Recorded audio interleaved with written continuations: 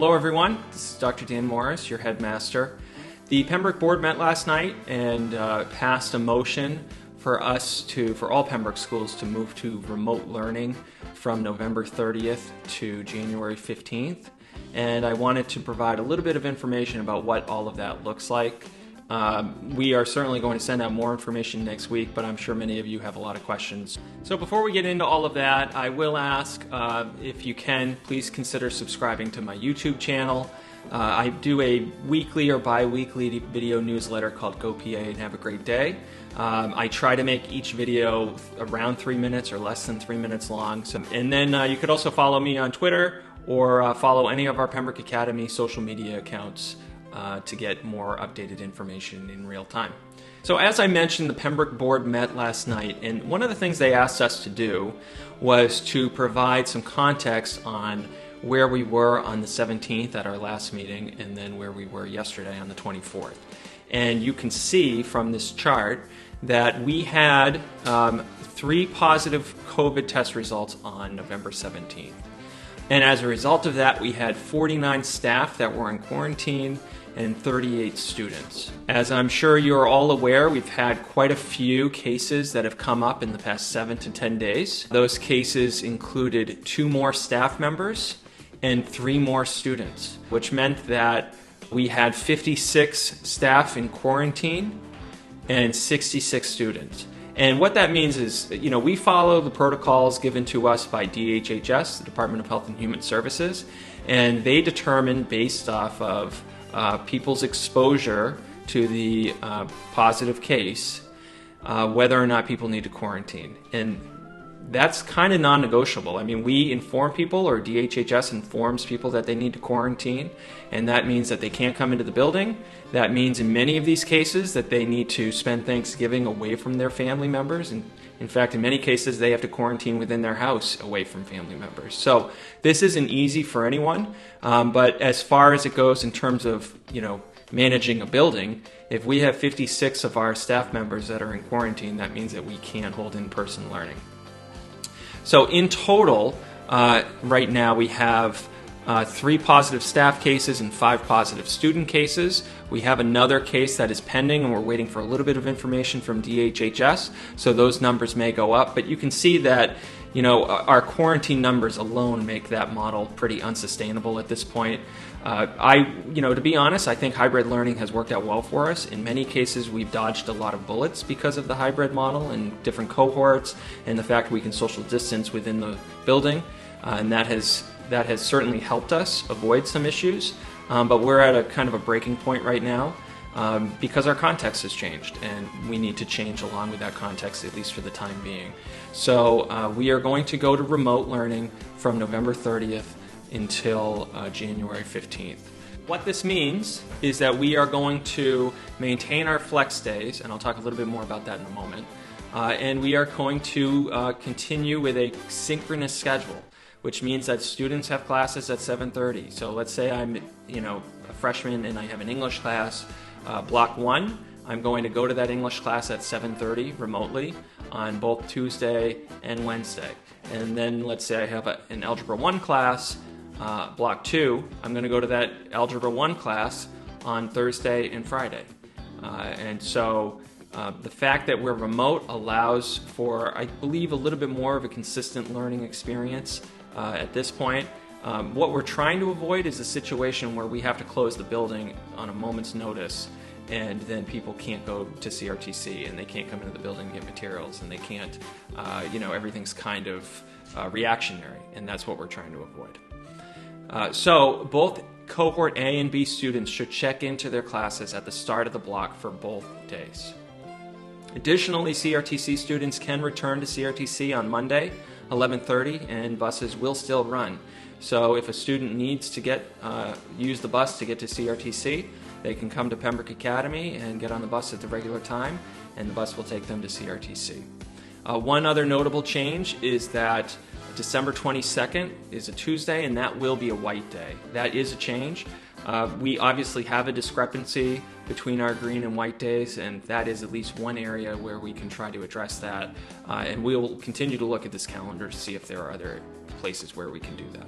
You can just see all of this here, that we're going to continue on with this model. One of the items I do want to talk about is we did entertain the idea of moving back to the flex day green, white, that we had at the beginning of the year. And we decided not to do that. And the reason we decided to stay flex day, green, white is for consistency for our families and for, people that need to arrange transportation, need to arrange childcare, those sorts of things. And because our intent is to go back into the building in a hybrid model after January 15th. And so, we didn't want to change this to flex green, white, just to change it back again in 5 weeks. So the intent is to come back after January 15th in a hybrid model and continue in this flex green, white. Guidelines for success during the remote learning model. We are in a synchronous schedule, which means that we follow the school schedule Tuesday through Friday. Those flex days are still going to be used for staff to meet with students. They can arrange for remediation or support. They could even arrange for group time, in small groups. We do have a stakeholder expectations document that we put out in the fall, and there is a link to that, and you can look at that right now. But we're also looking to make a document that's a little bit more user-friendly with some more bite-sized information, so that should be coming out early next week. So here's the schedule. You can see the calendar as well as this screenshot in one of the linked documents that will be in the email that you receive, which had the link to this video. And you'll see here that we follow a synchronous schedule, so students need to attend these classes at these times. They need to take attendance. Attendance needs to be taken within the first 5 minutes of class. So a student can't show up with 10 minutes left in the class and say that they've attended that class. We are trying to not repeat some of the experiences we had in the spring, and one of the, I think, most salient points of feedback we received from the spring was that the asynchronous model was just too flexible. And so we needed something that had a little bit more accountability for our students and a little bit more structure. And so that's why we elected this summer that whenever we're remote, we're going to be in a synchronous model. And so I know I've said that a few times now, but it's really important to emphasize that we are synchronous and that students need to follow the schedule just as if they were in the building. In terms of building access, PA students can come to the building any school day to pick up materials beginning on November 30th. This isn't like the spring where the building's completely shut down. In fact, most of our staff will be in the building after 11:30. PA students can also come to the building to work with teachers and/or small groups by appointment with the teacher beginning on December 1st. Okay, and so we are very much going to try to recreate the experience we had the first 2 weeks of school this year. And by that I mean the building will be open and kids can come in to work with teachers, to access materials, to get remediation and extra support, all of that. Access to the building will be limited if we have to perform contact tracing. And so, like I said, that's one of the things we're trying to avoid, is being reactionary and shutting down with, without a lot of intent as to what the instruction and everything's going to look like. So we want to try to create a more consistent model, and by having everyone remote during this time, that does allow us to prevent as much contact tracing as possible, because we're not going to have a lot of kids in the building at once, which is helpful. CRTC, I've fielded a lot of questions about CRTC already. Pembroke Academy students can attend CRTC during our remote learning window. In fact, Concord High School is also remote during this time period. PA students cannot attend CRTC if we have to perform contact tracing. So as I've said, part of being remote is to avoid that situation. We can't shut down our building and say that students can't come in because of potential exposure and that may be unsafe, and at the same time send other students, other Pembroke Academy students, to CRTC. It doesn't work that way.